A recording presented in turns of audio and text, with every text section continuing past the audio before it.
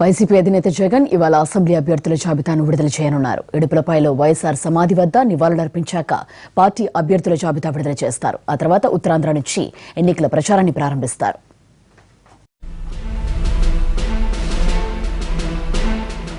Jagan చిన్నాన YS వివేక మృతితో వాయిదా పడిన YCP అభ్యర్థుల జాబితా ఈ రోజు విడుదల కానుంది. ఇవాళ ఇడుపులపాయలో తండ్రి సమాధికి నివాళులర్పించి పార్టీ అభ్యర్థుల తొలి జాబితాను విడుదల చేయనున్నారు జగన్. ఆ తర్వాత విశాఖ చేరుకొని ఉత్తరాంధ్ర నుండి ప్రచారానికి శ్రీకారం చుడతారు. తొలి జాబితాలో 150కి పైగా అసెంబ్లీ స్థానాలకు అభ్యర్థులను ప్రకటించే అవకాశం ఉంది. అలాగే 25 లోక్సభ స్థానాలకు గాను ఇప్పటికే 9 మంది పార్లమెంట్ అభ్యర్థులను ప్రకటించింది వైసీపీ.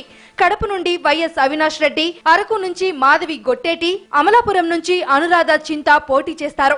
అనంతపురం నుంచి తలారి రంగయ్య, బాపట్ల నుండి నందిగామ సురేష్, కర్నూలు నుండి డాక్టర్ సంజీవ్ కుమార్, హిందూపురం నుండి గోరంట్ల మాధవ్, చిత్తూరు నుండి ఎన్ రెడ్డప్ప, రాజంపేట నుండి పివి మిథున్ రెడ్డి బరిలో ఉంటారు.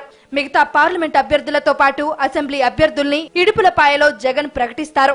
కడప వైఎస్ అవినాష్ రెడ్డి, అరకు మాధవి గొట్టేటి, అమలాపురం అనురాధ చింత, అనంతపూర్ తల్లారి రంగయ్య, బాపట్ల నందిగామ సురేష్, కర్నూల్ డాక్టర్ సంజీవ్ కుమార్, హిందూపురం గోరంట్ల మాధవ్, చిత్తూర్ ఎన్ రెడ్డప్ప, రాజంపేట పివి మిథున్ రెడ్డి.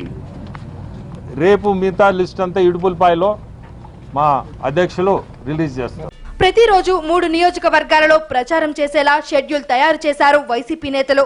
ముందుగా విశాఖ జిల్లా నర్సీపట్నం, విజయనగరం జిల్లా నెల్లిమర్ల, తూర్పుగోదావరి జిల్లా పి గన్నవరంలో ప్రచారం చేస్తారు.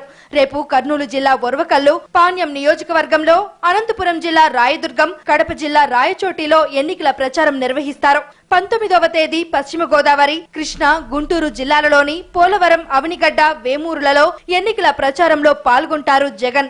ఇక 20వ తేదీన ప్రకాశం జిల్లా సంతనూతలపాడు, నెల్లూరు జిల్లాలో కావలి, చిత్తూరు జిల్లా పలమనేరులో ప్రచారం చేపడతారు. ఎలక్షన్ షెడ్యూల్ రిలీజ్ అయ్యాక కాకినాడలో తొలి సభ నిర్వహించిన జగన్ ఆ జోరు కొనసాగించనున్నారు. పార్టీ ఎన్నికల ప్రచారంలో వైఎస్ విజయలక్ష్మి, షర్మిల కూడా పాల్గొంటారు.